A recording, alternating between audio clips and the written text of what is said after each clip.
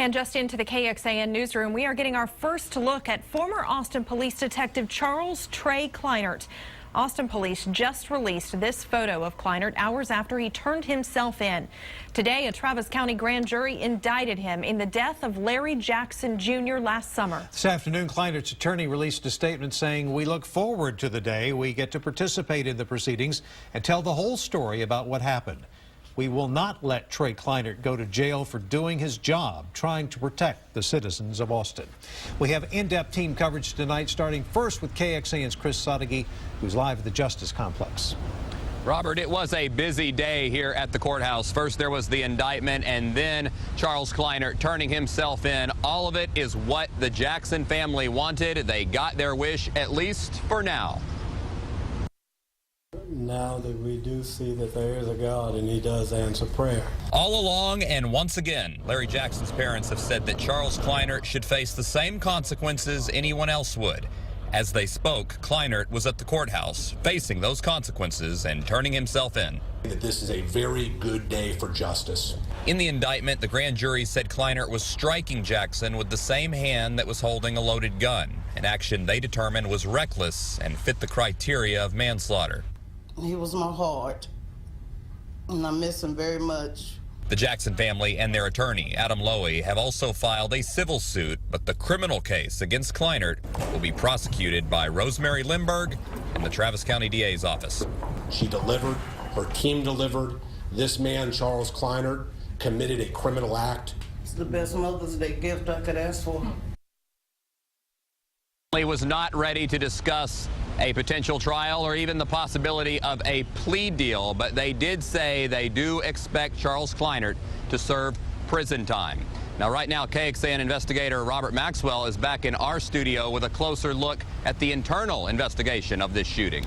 And Chris, the Independent Office of the Police Monitor has been watching the administrative side of the Kleinert investigation since it began, as it does in every critical police shooting in Austin.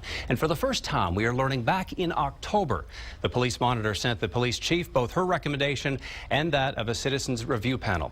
We also confirm Margot Fraser met this morning with staff from the city manager's office. What was discussed, we don't know. She tells me, though, she was advised not to release her final report into the Jackson shooting, also being kept private. That citizens review panel recommendation.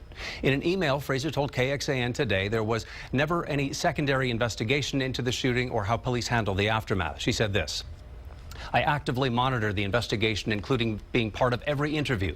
The Police Association's meet and confer agreement does not allow for a separate investigation." Again, that from Margot Fraser. Now, in the wake of all this, the shooting of Larry Jackson Jr. last July 26th, we wanted to know if that recommendation has to do with changing police policies around the use of force or other critical incidents, or if an outside agency should be looking into the facts. No one's talking. However, the next time there's a serious police shooting, we are expecting the Citizens Review Panel report be made public after the chief hands out any discipline, and that change was added to the most recent Police Association's meet and confer agreement. It came out several months after the Jackson shooting. Robert? So why can't the administrative reports come up in the criminal trial? And that question has come up quite a bit, and there is legal precedent there that offers protection for a police officer who gives incriminating evidence to an administrative review panel, but that information can never be used in the legal sense in the criminal proceeding. That's known as the Garrity Doctrine. Okay, Robert, thanks.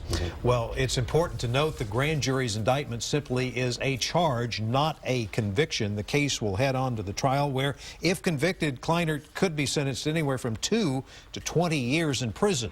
The Jackson family also filed a civil lawsuit against Kleinert and the Austin Police Department. No trial date is set for that suit. Later this week, we expected to hear the results of another officer-involved shooting grand jury. Austin Police Officer Robert Crummell shot at Gwen Daniels' car back in 2012, barely missing her. Daniels drove through a crowd on 6th Street because a mob was chasing her. No charges were filed against her. Crummell has returned to regular duty with the APD since the shooting.